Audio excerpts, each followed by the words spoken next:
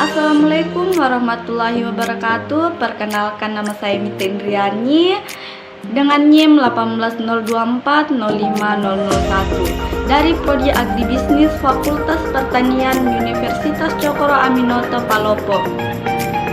Dalam video ini saya ucapkan banyak terima kasih buat ibu dosen, yaitu Dr. Marlina Bakri, SPD, MPD. Baik, langsung saja saya akan menjelaskan tentang manajemen sumber daya manusia. Yang pertama yaitu manajemen adalah ilmu dan seni untuk mencapai suatu tujuan melalui kegiatan orang lain. Artinya tujuan dapat dicapai bila dilakukan oleh satu orang atau lebih. Sementara itu manajemen sumber daya manusia sebagai suatu bidang manajemen yang khusus mempelajari hubungan dan peran manusia dalam suatu perusahaan. Adapun proses perencanaan SDM, yang pertama persediaan tenaga kerja saat ini, yang kedua memperkirakan kebutuhan SDM perusahaan untuk beberapa waktu ke depan, yang ketiga strategi dan implementasi pencairan SDM, yang keempat evaluasi dan monitoring. Fungsi perencanaan SDM adalah untuk mendapatkan dan memelihara kualifikasi sumber daya manusia yang diperlukan oleh organisasi perusahaan dalam mencapai tujuan perusahaan. Yang pertama menjamin tersedianya tenaga kerja, yang kedua menentukan kualitas dan kuantitas karyawan, yang ketiga menghindari terjadinya mismanagement, yang keempat menjadi pedoman.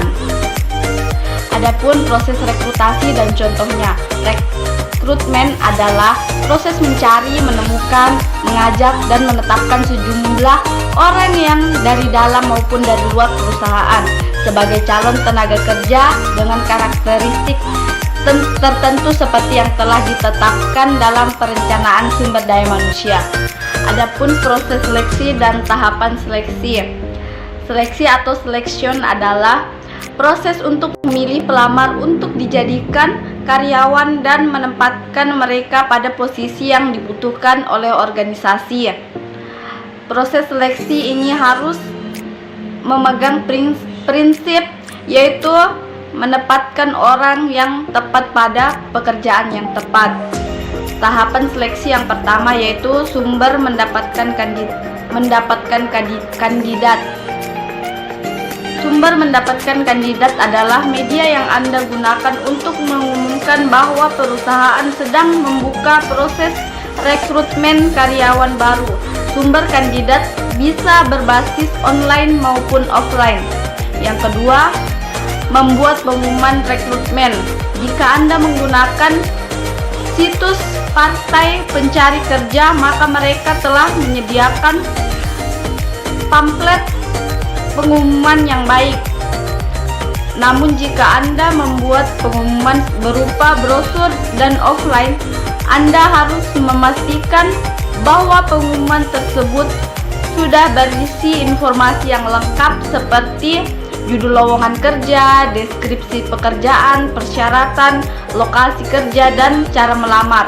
Yang ketiga, meninjau lamaran yang masuk. Meninjau lamaran yang masuk dengan menyeleksi kandidat berbeda. Jika diseleksi kandidat untuk memastikan kandidat terpilih untuk menjadi karyawan atau tidak. Sementara meninjau lamaran adalah proses mensortir lamaran yang datang, apakah sudah sesuai dengan kriteria atau tidak.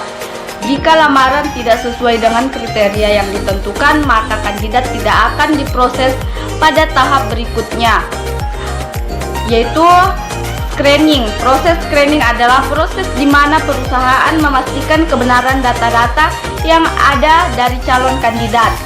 Berikutnya wawancara telepon atau menggunakan HP. Wawancara via telepon merupakan wawancara tahap awal untuk mendapatkan informasi yang diperlukan dan dibutuhkan seperti rincian latar belakang, pendidikan, pengalaman kerja, dan memastikannya riwayat hidup karyawan. Berikutnya tes kemampuan. Ini dimaksud untuk mengetahui apakah kandidat nantinya bisa mengerjakan tugas pekerjaan yang diinginkan atau tidak. Berikutnya adalah diskusi. Diskusi pada proses ini biasanya hanya dilibatkan pimpinan perusahaan dan para rekrutmen saja tanpa harus mengundang kandidat. Yang terakhir yaitu menyerahkan tawaran kerja setelah semua melelahkan di atas telah dilaksanakan dan perusahaan juga telah memiliki nama-nama kandidat yang dinyatakan berhasil untuk masuk menjadi salah satu bagian dari perusahaan. Maka silahkan hubungi kandidat tersebut untuk melakukan proses terakhir yaitu wawancara tawaran kerja. Adapun macam-macam seleksi yaitu tes-tes psikologis, tes-tes kecerdasan, tes kepribadian, tes bakat, tes minat, tes prestasi, dan tes-tes pengetahuan. Adapun pengertian placement, induksi, dan orientasi. Yang pertama yaitu placement adalah tidak dapat lanjut dari seleksi, yaitu menempatkan calon karyawan yang diterima lulus seleksi pada jabatan atau pekerjaan yang membutuhkannya dan mendelegasikan wewenang kepada orang tersebut. Yang kedua, induksi.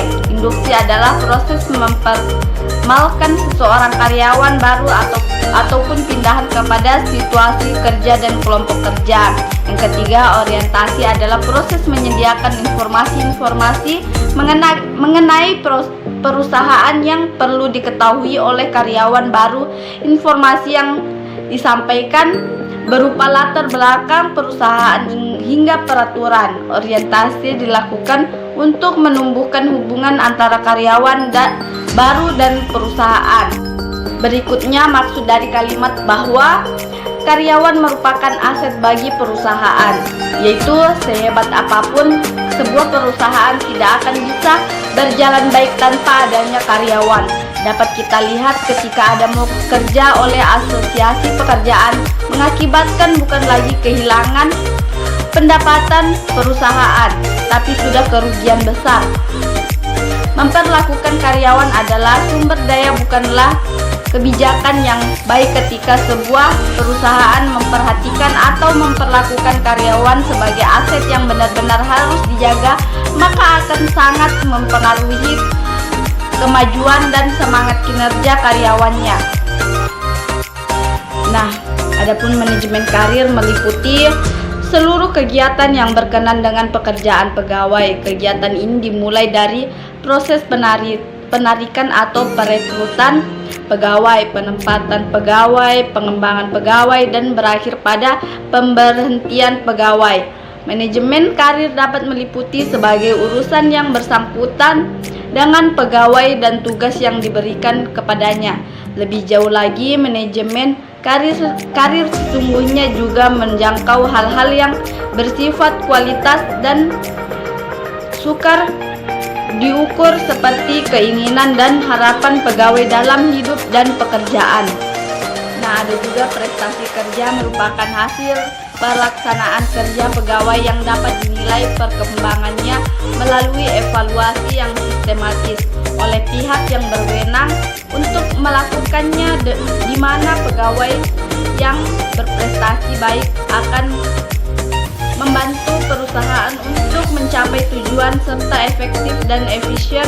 Dalam hal ini kebutuhan non-material bagi manusia salah satunya adalah keinginan untuk maju dan berkembang. Dalam berjalannya kebutuhan ini dapat terpenuhi salah satunya yaitu dengan jalan promosi jabatan. Dengan mengadakan promosi maka akan berguna bagi perusahaan dan juga mampu membawa pengaruh yang positif terhadap perusahaan atau karyawan yang dipromosikan maupun karyawan lain untuk melakukan berjalan dengan baik agar dapat dipromosikan, dan hal tersebut dapat mengakibatkan prestasi kerja. Nah, yang terakhir ada metode-metode penilaian kinerja tradisional. Yang pertama, metode rating scale yang menggunakan skala untuk menilai kinerja karyawannya, misalnya dari skala memuaskan hingga tidak memuaskan, ataupun dari skala sangat baik hingga sangat buruk. Yang kedua, metode checklist, yaitu metode penilaian dari kinerja yang terdiri dari serangkaian standar kinerja yang berbentuk pernyataan dengan pertanyaan dan jawaban ya atau tidak. yang telah disiapkan oleh Departemen SDM. Yang ketiga yaitu metode critical incident. Metode ini adalah metode penilaian yang memusatkan perhatiannya pada perilaku kritis atau insiden kritis, baik perilaku insiden yang positif maupun perilaku insiden yang negatif. Yang keempat yaitu metode esai. Metode esai ini adalah metode penilaian yang paling sederhana di antara sebagai metode penilaian yang ada. Dalam metode esai ini, penilaian menulis uraian tentang kekuatan, kelemahan, kecerdasan, kehadiran, sikap, efisiensi kerja, perilaku, karakter, dan potensi bawahannya.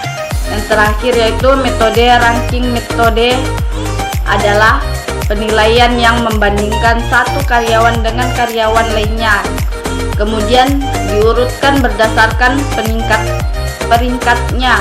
Karyawan-karyawan tersebut diberikan peringkat atau ranking dari yang tertinggi hingga yang terendah, atau dari yang terbaik hingga yang terburuk.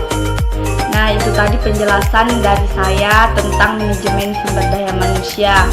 Mohon maaf jika ada kesalahan kata. Saya akhiri, wabillahi wa taufiq wal hidayah. Wassalamualaikum warahmatullahi wabarakatuh.